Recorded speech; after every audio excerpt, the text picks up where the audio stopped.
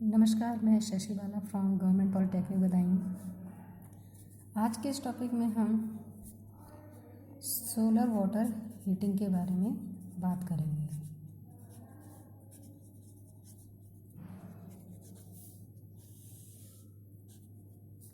Solar water heating हमारे mainly जो water होते हैं जिसे हम हाउस होल्ड पर्पज़ के लिए यूज़ करते हैं, उस वाटर को हीटअप करने के लिए हम सोलर वाटर हीटिंग का यूज़ करते हैं। ये हमारे दो टाइप्स के होते हैं। फर्स्ट होता है आपका natural circulation solar water heater और दूसरा होता है हमारा forced circulation solar water heater. तो आज हम यहाँ पर बात करने वाले हैं natural circulation solar water heater की।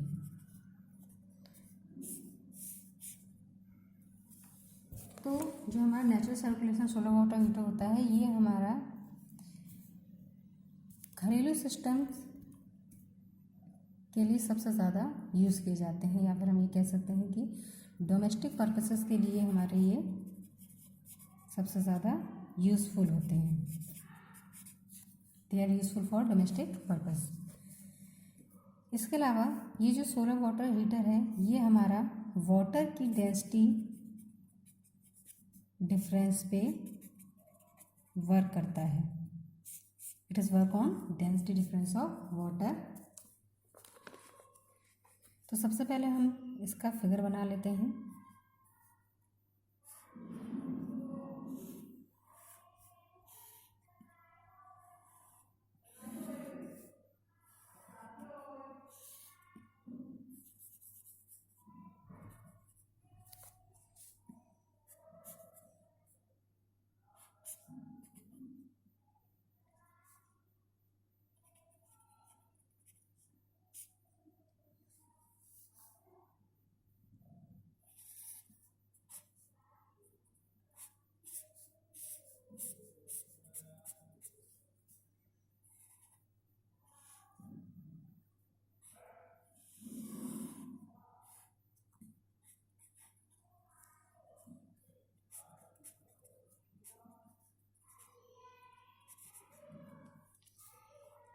तो ये हमारा फिगर है।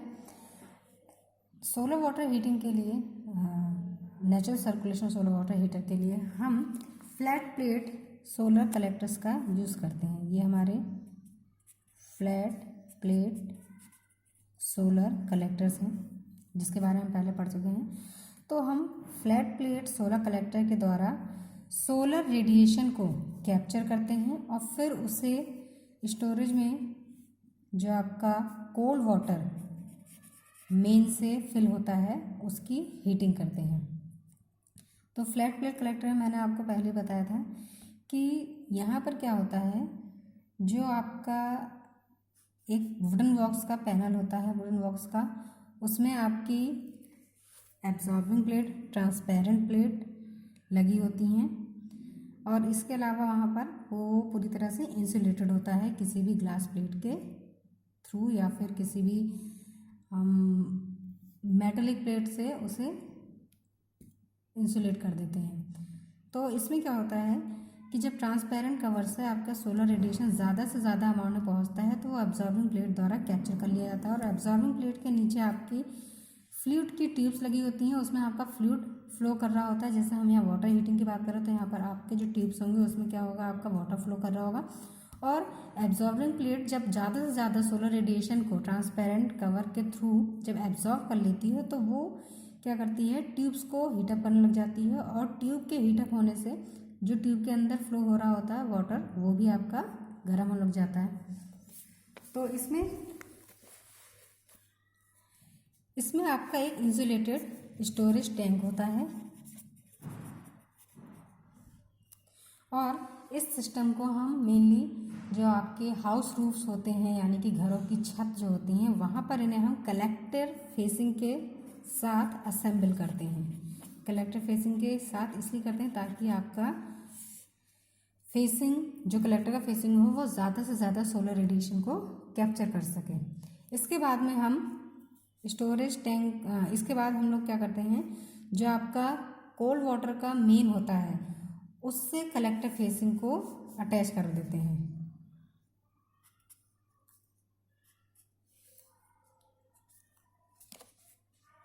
और ये जो आपका कलेक्टर होता है इसमें आपकी कॉपर की ट्यूब्स लगी होती हैं और जो इसकी एब्जॉर्बिंग प्लेट होती है उससे हम ब्लैक कलर से पेंट कर देते हैं। ये मैंने आपको पहले बताया था कि हम ब्लैक कलर से पेंट कर देते हैं सरफेस को, जिससे क्या हो कि वो ज़्यादा से ज़्यादा सोलर रेडिएशन के अमाउंट को कलेक्ट कर सके और हीट अप कर सके उसे, जिससे आपकी ज़्यादा अमाउंट की एनर्जी फ्लूइड को पास हो सके या फिर ट्यूब्स को पास हो सके। तो इसके बाद जब इसकी ब्लैक कोटिंग कर दी जाती है तो इससे आपको एनर्जी ज़्यादा से ज़्यादा अमाउंट में फ्लूइड को या फिर वाटर को मिल जाती है। इसके टॉप पर ये जो आपका फ्लैट प्लेट कलेक्टर होता है, इसके टॉप पर हम टफ ग्लास शीट लगाते हैं जो आपकी टॉप पर असेंबल की जाती है और इस कलेक्टर को हम चारों ओर से इंसुलेटेड मटेरियल से पैक कर देते हैं। जैसे आप वुड वगैरह यूज़ कर सकते हैं, तो मैंने बताया था यहाँ पर वुडन बॉक्स होता है, तो वुडन बॉक्स से क्या होता है आपका हीट लॉस कम होता है। तो मैंने पहले ये बताया था कि इंसुलेटिंग हम मेटालिक से करते हैं, यहाँ पर मेटालिक से नहीं, यहाँ पर जैसे आपका नॉन मेटालिक मटेरियल होते हैं, जैसे आपका प्लास्टिक हो गया, वुड हो गया, उससे इंसुलेशन करते हैं। अब इसकी वर्किंग को देख लेते हैं। कलेक्टर सन के थ्रू जो आपका रेडिएशन प्राप्त होता है, ये जो सोलर रेडिएशन होता है उससे कलेक्ट करके ट्यूब तक पहुंचाता है और ट्यूब द्वारा यह एनर्जी आपकी जो वाटर इस ट्यूब्स के अंदर फ्लो हो रहा होता है उसे मिल जाता है। इसके बाद ट्यूब्स के अंदर जो आपका फ्लो हो रहा है वाटर वो गर्म हो जाता है, उसे फिर हम स्टोरेज टैंक में भेज देते हैं। स्टोरेज टैंक में भेजने पर क्या होता है, यहाँ पर टैंक में आपका हॉट वाटर आपको मिल जाता है। और यहाँ पर मैंने पहले बताया था कि ये कोल्ड वाटर और जो आपका हॉट वाटर होता है उसके डेंसिटी डिफरेंस पे आपका ये सर्कुलेशन वर्क करता है। जो वाटर का सर्कुलेशन होगा वो हॉट वाटर और कोल्ड वाटर की डेंसिटी डिफरेंस के ऊपर वर्क करेगा। स्टोरेज टैंक के टॉप एरिया से हम हॉट वाटर को यूज़ के लिए बाहर निकाल लेते हैं और मेन से आप कोल्ड वाटर को कंटिन्यू भेजते रहते हैं फ्लैट प्लेट कलेक्टर के थ्रू। फिर उसके बाद स्टोरेज टैंक में वो हीटअप होके जाता रहता है।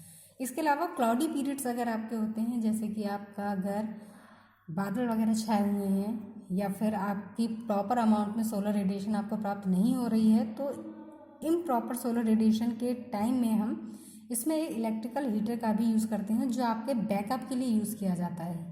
और ये जो सिस्टम होता है वो आपका 1 डे में या फिर एक दिन में 100 से 150 लीटर तक हॉट वाटर आपको प्रोवाइड कर सकता है।